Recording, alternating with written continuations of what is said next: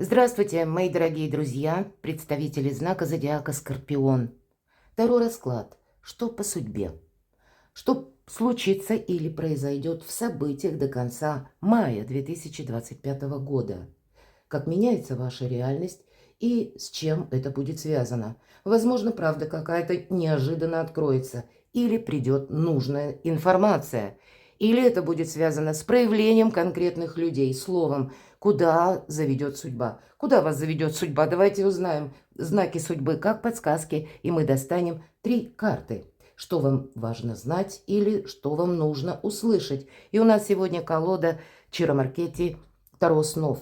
Сон – это как что-то иррациональное или интуитивные предчувствия. Это то, что мы храним в нашей ментальности или в нашей душе, возможно, никому не говоря. И каким образом осуществить свой план или как поступить, возможно, по-другому как-то для того, чтобы больше было этих самых возможностей или как направить более счастливое русло свою собственную жизнь. И, возможно, вам придется принимать важные решения, чтобы жизнь пошла с правильной ноги. У нас доброе время, конец мая, и это переходит плавно июнь. В июне то же самое. Энергии июня и июля будут во многом определять вообще события до конца 2025 года. Это некоторая перезагрузка, причем в таком, знаете, как вместе с добрым небом, можно сказать и так. Кому интересно, я оставлю ссылку в описании под видео. Вы можете перейти на мой сайт и прочитать статью «События до конца 2025 года». А мы идем с вами дальше. Что вы вычеркнули из своей жизни, а оно к вам вернется. Что вы тут можете передумать, переиграть? В чем вы поставили точку, а оказалось многоточие или запятая? То есть эти 2 карты будут все равно показывать тот процесс, который вам знаком. Или людей, которые тоже, с кем вы контактировали, что вы намеревались сделать и уже, может быть, сделали. К концу мая какая палитра для вас вырисовывается? 3-я карта, какая правда откроется, какая истина, может быть, будет словно на ладони у вас. И 3 карты достанем как знаки судьбы. Первый знак судьбы. Куда же вас заведет судьба? Второй знак судьбы. Что вам хотят передать высшие силы? И 3-й знак судьбы. Какие возможности открываются? Какое продолжение следует? Давайте узнаем. Что вы, возможно, вычеркнули из своей жизни, оно вернется. Смотрите, интересно. Может быть, это и связано с конкретной персоной, потому что у нас знак льва, а в правом углу у нас буква иврита, которая обозначает змею. Конечно, это сила желания, это где-то наше эго. Это у нас год с вами змеи, правда? И змея, она наблюдает, змея, она мудрая, она никуда не бросается с места в карьер. Она может это сделать, но сначала она все-таки наблюдает, словно анализирует. Хозяйка года 2025 нас призывает быть в тех же самых энергиях. Может быть, нам и придется где-то причесывать собственное эго. И для чего? А чтобы самим себе не навредить и чтобы вашу силу раскрыть по максимуму. Посмотрите, вы могли в себе разувериться, мои дорогие скорпионы, а вы сильные люди. Но, может быть, и есть те темы, которые раньше у вас не получилось осуществить, но в целом, я бы сказала, вы набираете эту самую силу, или вы становитесь более гибче и относитесь к какой-то ситуации, или мудро подходите в взаимодействии с какой-то конкретной персоной. Может быть и так. А лев – это всегда наше эго, которое буквально рвется наружу. С одной стороны, это очень добрая энергия, потому что это как сила желания и сила воплощения. Но внешние обстоятельства, мы на это не влияем. И, видимо, совместить какую-то реальность с тем, что вы хотите осуществить, это задача номер 1 до конца мая. И я так могу предположить, эту силу нужно и перенести и на июнь, и на июль, но сделать это как-то элегантно, правильно, красиво. Для кого-то из вас, мои дорогие мужчины, это может быть очень притягательная женщина, буквально, которую вам хочется вернуть. Хотя это может быть и просто женщина, которую вы испытываете Ну, такие смешанные чувства. Может быть, это была когда-то любовь. Возможно, она и сейчас длится. Все же мы все разные. И такая вот, без сомнения, знаете, магнетическая персона, которую невозможно забыть, о которой остались воспоминания, которые, ну, может быть, и противоречивые где-то. Лев, да, мы говорим, и змея, совершенно разные энергии.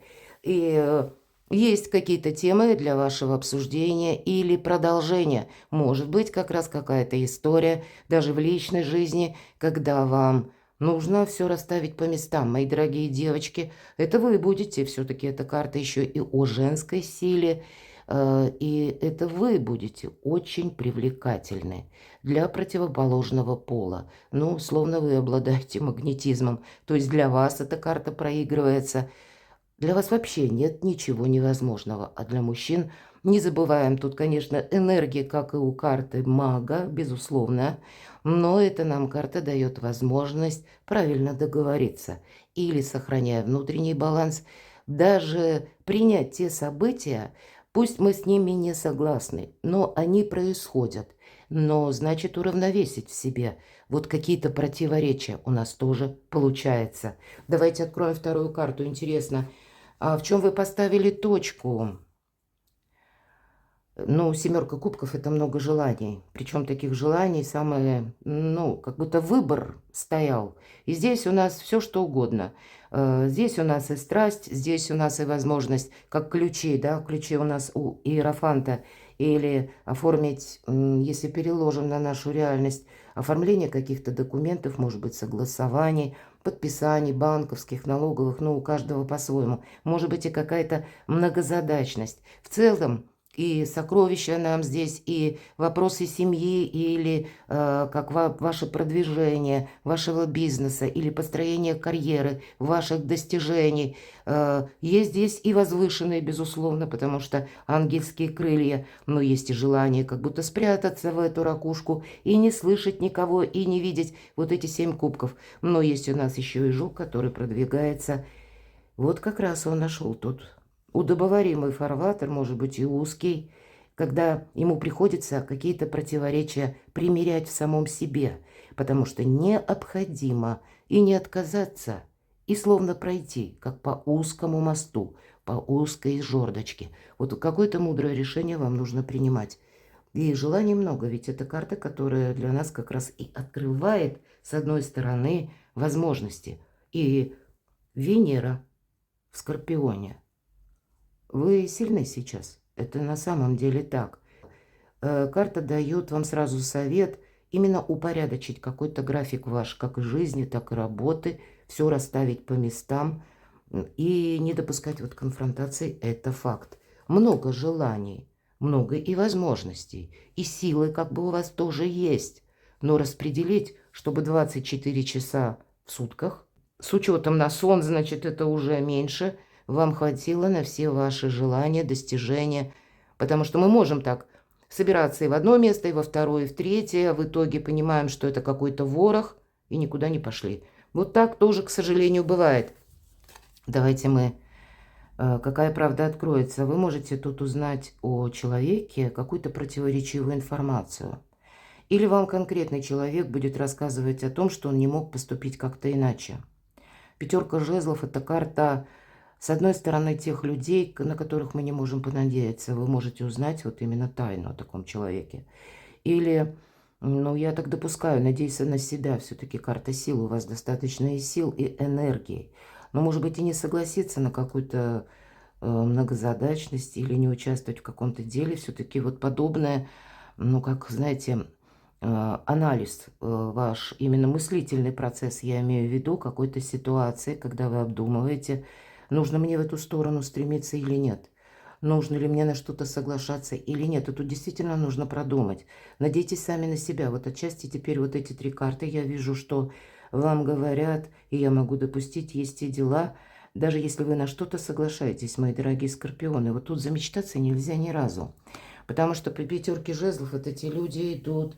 Все красиво как бы поначалу звучит, а потом мы сталкиваемся с какой-то реальностью, И не случайно у нас Сатурн во Льве.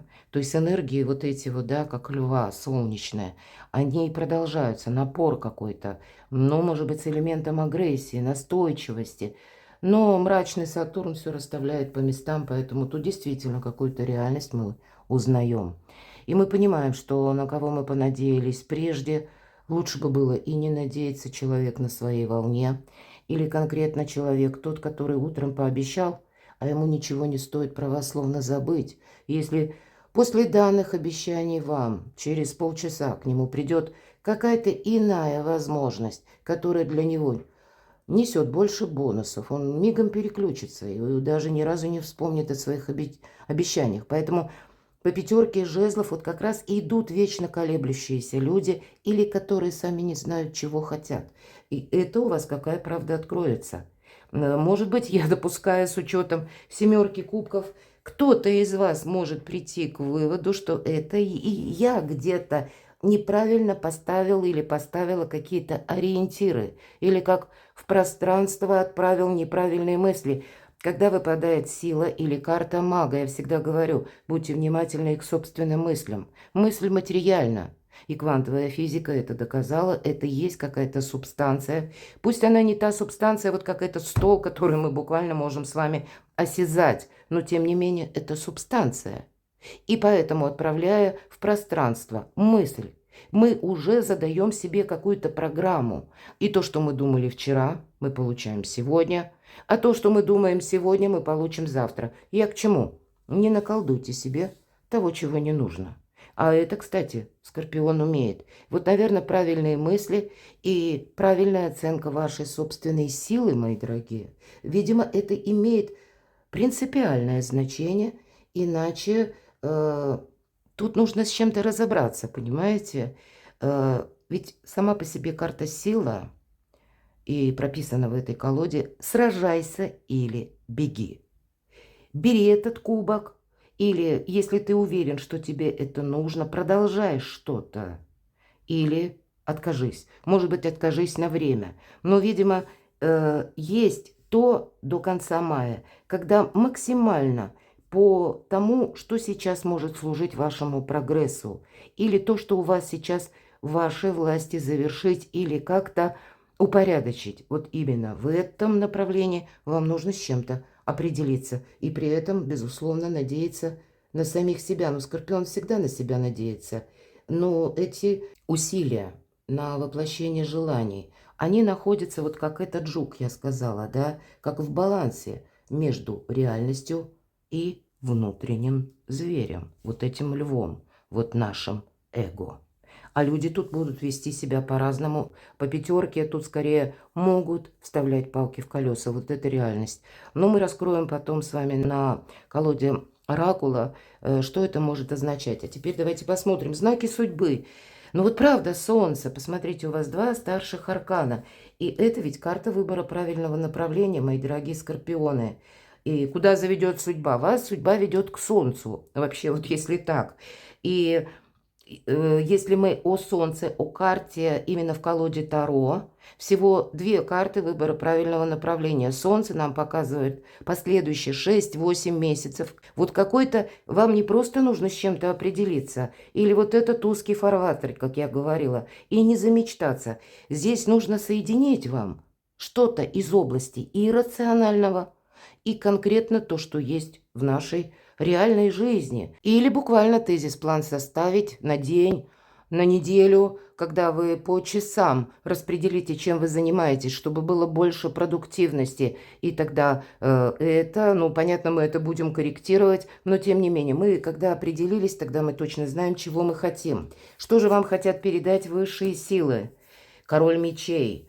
Но есть те темы, в которых вам абсолютно точно поможет рационализм. И здесь нам показан человек, который буквально интеллект, вот, да, умный человек, грамотный человек. Это холодные энергии, рациональные. И посмотрите, вам придется, правда, какие-то противоречия словно примирить. И есть между «хочу» и той реальностью, которая складывается. Поэтому и где-то карта вас останавливает от горячности. Не включиться в какой-то вопрос или тему, даже если вас к этому подталкивают. Или как будто вот по пятерке жезлов нам могут и создавать какую-то турбулентность просто люди. И это, кстати, мелкая карта. Когда нас могут втягивать в какой-то вопрос, нас могут втягивать в какой-то конфликт. Или словно бросать перчатку, говоря какие-то неправильные слова, или которые вообще к делу не относятся, или переходить на личности. Вот это все может быть по пятерке жезлов. Но, знаете, такое олимпийское спокойствие. Или мы можем, кстати, энергию этой карты где-то и переложить вот на эту змею, да, на эту букву Т, для того, чтобы правильно разобраться, как к чему относиться, или вообще определиться, куда же вы идете. Это предполагается гибкость ума. И обратите внимание, чаще в колодах Таро, именно на карте Король мечей, изображен такой персонаж, который хладнокровный, взгляд жесткий, а здесь нет. Здесь наоборот, добрый взгляд. Здесь как будто нужно тоже объединить, мои дорогие, детское любопытство и гибкость ума. Поэтому что вам хотят сказать высшие силы? Объедините детское любопытство и гибкость ума. Знак судьбы третий. Какие возможности открываются? Возможности открываются, когда вы слушаете, безусловно, свою интуицию. Обратите внимание, Луна в раке. Тут ведь само по себе желание улучшить положение, но оно как бы строится из двух вопросов. И первый, наверное, стоит себе задать, чего я не хочу. Иногда четверку кубков как раз и обрисовывают как, или в большинстве колод прописывают, как мы теряем время, или как состояние апатии, потому что мы думаем о том, чего мы хотим, а мы этого пока не имеем. Но вот эти где-то сладкие мысли, они нас уводят от реальности, а у вас тут все стоит на причале каждого дня, мои дорогие скорпионы. Так вот, наверное, карта дает совет, это на будущее, на последующие 6-8 месяцев. Будет важно адаптироваться к какой-то ситуации и задавать себе чаще вопрос, а чего я не хочу? И как только вы определитесь, чего вы не хотите, так наш мозг работает. После вопроса, чего мы не хотим, наиболее четче мы понимаем, чего же мы хотим. И чтобы подвести итог, какие возможности открываются, я уже не повторяюсь, я много сказала. Тут действительно перед вами нет ничего невозможного, но мысль, она материальна, мои дорогие скорпионы. И все, что захочет скорпион, он получит. Но, безусловно, нужно правильно взаимодействовать и с реальностью, и с теми вашими ресурсами, которыми вы располагаете, словом, гибкостью ума и детское любопытство. Я вот хочу все-таки прояснить немного неожиданный совершенно расклад, мои дорогие скорпионы. Не могу сказать, что простой. И карты-то ведь тоже. И вроде бы все карты более чем благополучные. Но есть те вопросы, которые просто требуют вашего внимания. Итак, с чем это связано? Давайте, это оракул Сибила. Очень конкретные карты. Они, правда, прорисованы очень давно, и значения так и не менялись. Нам прописана служанка. Понятно, что не служанка, да, хотя я могу предположить, кто-то няню ищет, к примеру. Но это взаимообмен, именно взаимообмен, когда вы выполняете какую-то работу, а вам ее оплачивают. Или это, если у вас свой собственный бизнес, или какое-то личное дело, вы ищете сотрудников, и вы уже кому-то оплачиваете. Может быть и так. Но, опять же, энергообмен, что он должен быть, и он должен быть равноценен. Есть какое-то в целом взаимодействие с людьми, и нам об этом говорили, и люди-то разные. Может быть, это как и коллеги по работе, или, может быть, есть какой-то конкретный человек по пятерке жезлов, с которым вам и нужно разобраться, или вам хочется. Здесь у кого-то может быть путешествие конкретно, какая-то поездка. Это может быть и далеко, то, что вы планируете, но это может быть и в какую-то инстанцию, для того, чтобы разобраться с каким-то вопросом. Вот начинается эта многозадачность, действительно. И вы столкнуться можете с каким-то чиновником, и вы не понимаете, что от него ожидать. Или вы хотите свой какой-то вопрос решить, и именно для взаимодействия вы и отправляетесь, может быть, к юристу или к тем людям, которые обладают ну, как сферой определенного влияния. Или знают, как решить ваш вопрос. Давайте достанем, с чем это может быть связано. С неопытностью какой-то это может быть связано, а у кого-то это может быть связано с документом. Хорошо, давайте совет карту. Карта возлюбленная. Вы знаете, добрые энергии. Здесь у кого-то и с личной жизнью может быть, правда. И посмотрите, вообще у вас добрые карты. Возлюбленная, друг. Есть определенно люди, которые вам, ну, готовы либо прийти на помощь, либо самое главное, тут я не могу сказать, что Скорпиону нужна какая-то помощь. Тут скорее правильное взаимодействие или с чем-то вам определиться. Вы тут и сами именно все можете и решить, и разобраться, и правильно какие-то для себя планы подкорректировать на будущее. Тут все вы можете сделать сами. Тут я бы сказала, чтобы вам ничто не мешало. Вот, наверное, это для вас как центр всех событий до конца мая.